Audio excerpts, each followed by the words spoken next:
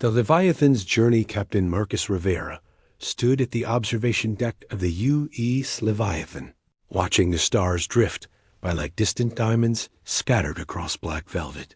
The massive ship stretched 15 kilometers from bow to stern, making it the largest mobile structure humanity had ever built. More than a warship, the Leviathan was a flying city that housed 80,000 souls within its titanium and carbon composite hull. Marcus had commanded this giant for 7 years, and still felt amazed by its size every morning.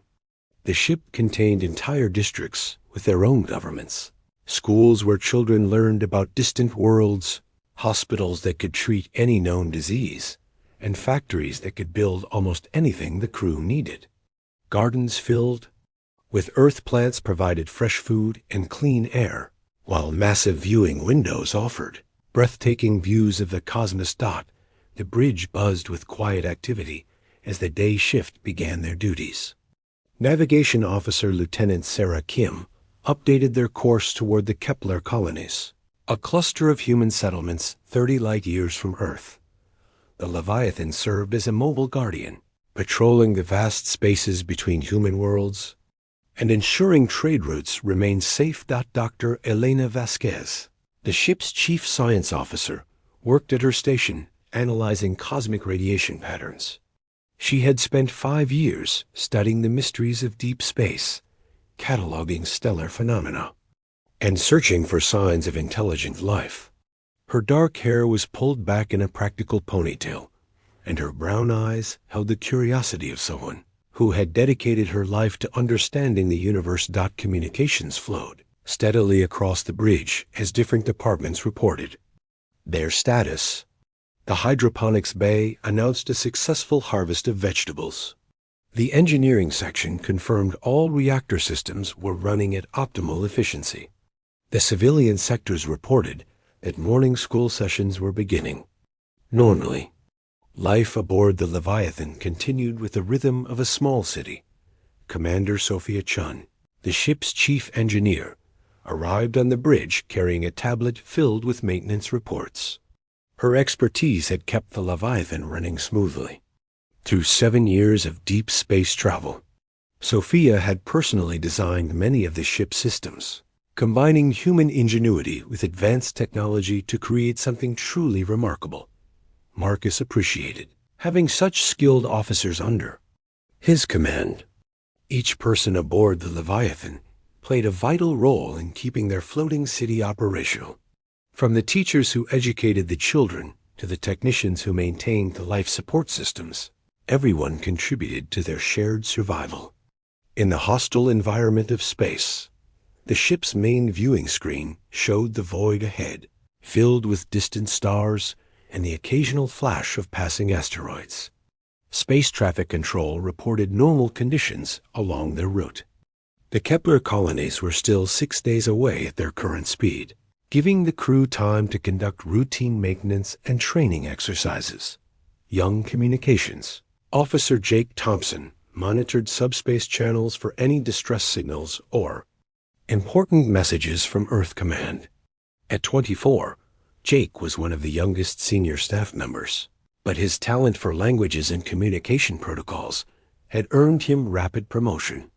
His enthusiasm for first contact scenarios was well known throughout the ship. Dr. Vasquez suddenly straightened at her station, her eyes widening as she studied the readings on her screen.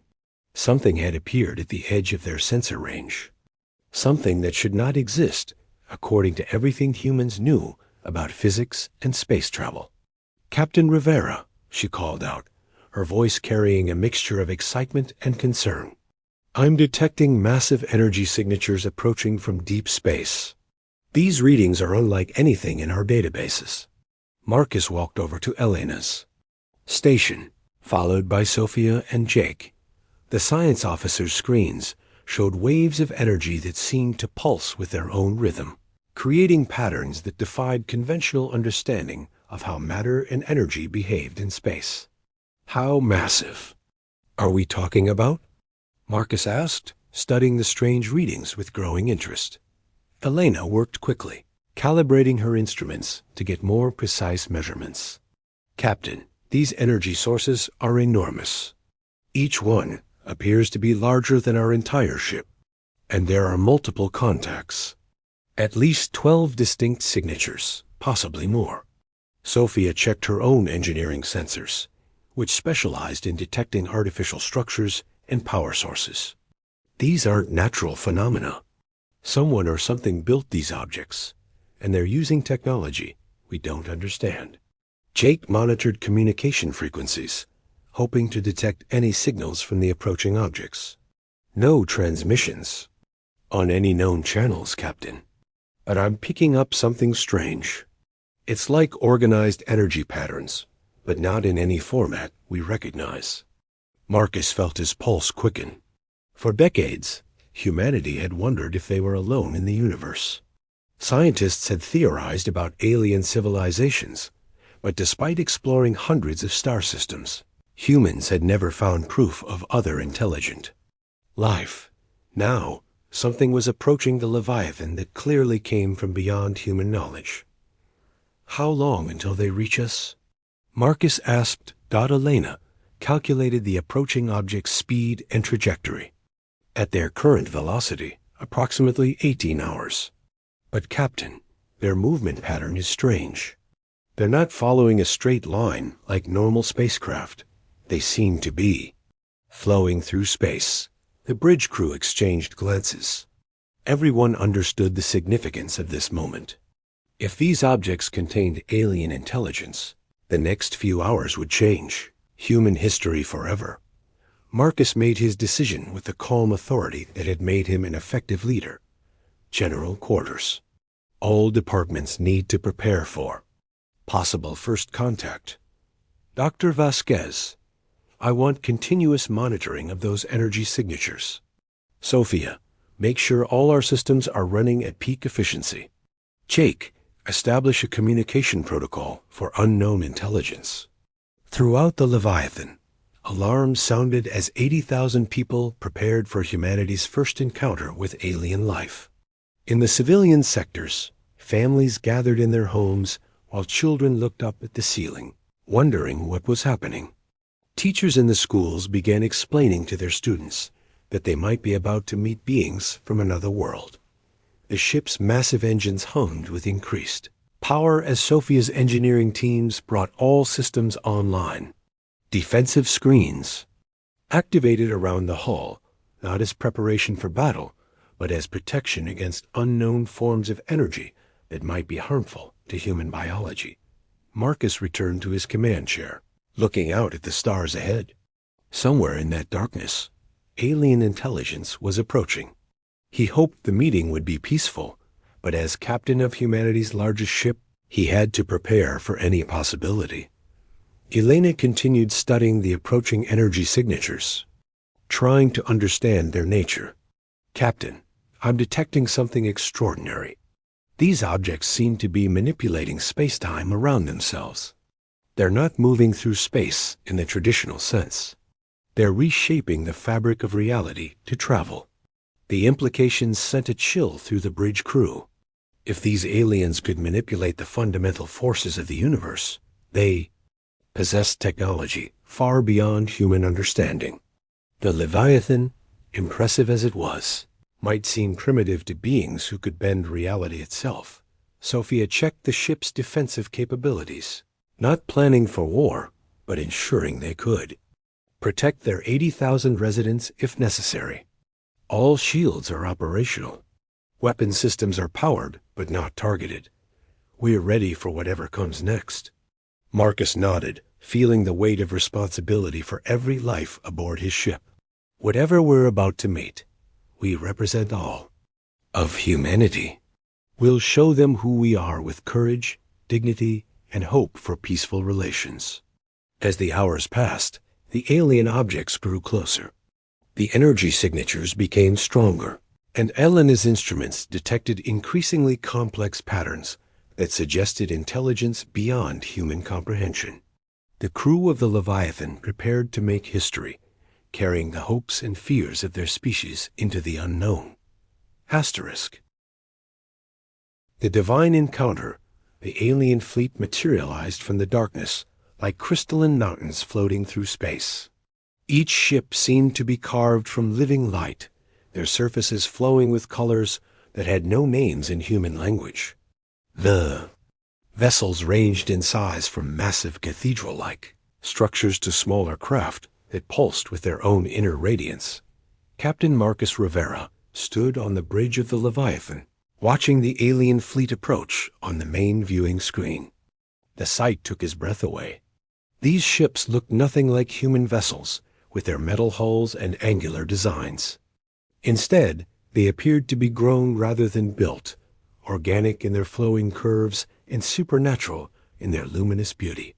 Dr. Elena Vasquez worked frantically at her science station, trying to analyze the alien technology. "Captain, these ships are impossible. They're violating every law of physics we know. The energy readings suggest they're drawing power directly from the quantum vacuum itself." The largest alien vessel moved with graceful purpose toward the Leviathan. It resembled a massive flower made of crystallized starlight, its petals opening and closing in a rhythm that seemed almost like breathing. Smaller ships surrounded it in perfect formation, their movements coordinated with mathematical precision. Communications. Officer Jake Thompson suddenly looked up from his station with excitement. "Captain, I'm receiving signals from the alien fleet. They're transmitting in what appears to be pure mathematics, but there's something else. It's like they're thinking at us rather than talking." On the viewing screen, the alien ships began to glow brighter. Waves of energy rippled across their surfaces in patterns that hurt to look at directly.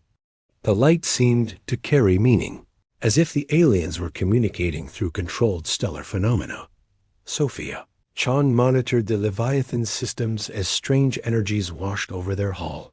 "Captain, our instruments are detecting dimensional fluctuations around the alien ships. They're not just in our space-time. They exist in multiple dimensions simultaneously." Marcus felt a deep sense of awe mixed with growing concern. These beings clearly possessed technology that bordered on the supernatural. The Leviathan, humanity's greatest achievement, seemed small and crude in comparison to the divine beauty of the alien fleet. The lead alien vessel opened like a blooming flower, revealing a core of pure energy that pulsed with consciousness. From this core emerged a being of such magnificence that several bridge crew members gasped aloud. It appeared to be made of condensed starlight, with features that shifted between humanoid and completely abstract. Jake's communication equipment suddenly came alive with a voice that seemed to speak directly into their minds. The words formed without sound, carrying emotions and concepts that human language struggled to express. "I am High Seraph Zephyron of the Ethereal Collective," the voice announced with authority that made the bridge crew feel small and insignificant. "We have observed your primitive war machine approaching our sacred territory. Why do the destroyer mortals bring weapons into the realm of the divine?" Marcus stepped forward, drawing on every ounce of diplomatic training he had received. "I am Captain Marcus Rivera of the United Earthship Leviathan. We are explorers and protectors, not destroyers. We come in peace, seeking to understand and learn from other intelligent species." The alien's response carried waves of disbelief, and what felt like cosmic disappointment. "Peace? Your vessel radiates violence and death. No beings of light would create such a monument to warfare unless they faced enemies of unimaginable evil. What cosmic horror has driven your species to build such destructive capability?" Elena quickly analyzed the alien statements. "Captain, I think they're interpreting our defensive systems as offensive weapons. To them, the Leviathan looks like a dreadnought designed for galactic conquest." The High Seraph's form shifted, becoming more angular and threatening. "We have traveled across 1,000 galaxies, guiding lesser species toward enlightenment. Never have we encountered mortals who would dare to arm themselves so heavily. Your presence here suggests that darkness has spread further than we feared." Around the alien fleet, space itself began to change. Stars dimmed as the ethereals demonstrated their power over reality. Small planets appeared from nothing, glowing with newborn heat. The fabric of space-time rippled like water, showing that these beings could reshape the universe with their thoughts. Sophia watched her instruments, spike with readings that made no sense. Captain, they're creating matter from pure energy. They're literally willing things into existence. The alien fleet formed a circle around the Leviathan, their ships pulsing with increasing intensity. The High Seraph's mental voice carried the weight of divine judgment. We had hoped to find peace in this sector of space, but your warship proves that the corruption has spread even here. For the protection of all innocent life, we must perform the cleansing ritual. Your species will be purified of its violent nature. Marcus felt ice in his veins as he realized the aliens intended to attack. Wait, you don't understand us. We're not violent destroyers. We're families, teachers, farmers, artists. We built this ship to protect our people during long journeys between worlds. The High Seraph paused, his form flickering with what might have been confusion. Families? You bring your offspring into battle? What manner of madness drives your species to endanger the innocent? Elena stepped forward, her scientific mind racing to find a way to communicate with these beings. They're not evil, Captain. They genuinely believe they're protecting the universe from dangerous species. To them, we look like cosmic destroyers, because they've never encountered a species that needs such large ships just to survive in space. Jake worked to improve the communication link, hoping to convey more complex ideas to the aliens. High Seraph, we don't use this ship for conquest. We use it as a home. Our families live here because space is dangerous for small ships. We need protection from radiation, asteroids, and the vacuum itself. The alien leader's form brightened with what seemed like curiosity. You claim to be protectors, yet you carry weapons that could destroy star systems. How do we distinguish between guardian and destroyer when both appear identical to divine perception? Marcus made a decision that would determine the fate of both species. Allow us to show you who we really are. Come aboard our ship. See how we live, how we raise our children, how we care for each other. Judge us by our actions, not our appearance. The High Seraph's consciousness seemed to expand, touching the minds of his fellow ethereals. Their discussion took place in realms beyond human understanding, but the emotional resonance was clear. They were debating whether to trust these strange mortals who claimed to be peaceful despite their warlike appearance. Sophia monitored the alien energy patterns, noting changes in their formation. Captain, some of their ships are powering down their weapons. I think they're considering your offer. Elena detected subtle shifts in the quantum fields around the alien fleet. They're curious about us. For beings who consider themselves divine, we must be a fascinating puzzle. The High Seraph's form gradually became more humanoid, as if he were trying to relate to the humans on their level. Very well, mortal captain. We will observe your species with divine patience. But know this, if you prove to be the destroyers you appear to be, the judgment of the ethereal collective will be swift and absolute. Marcus felt both relief and terrible pressure. Humanity's first contact with alien intelligence was balanced on the edge of a knife. Everything would depend on showing these cosmic beings that humans were worth preserving. The alien fleet maintained their defensive formation, while the High Seraph prepared to visit the Leviathan. Throughout the ship, 80,000 humans waited to meet their first alien visitor, unaware that their lives hung in the balance of divine judgment. As the crystalline beings prepared to board humanity's greatest achievement, both species stood at the threshold of an encounter that would reshape their understanding of life, consciousness, and the infinite possibilities that existed among the stars. Asterisk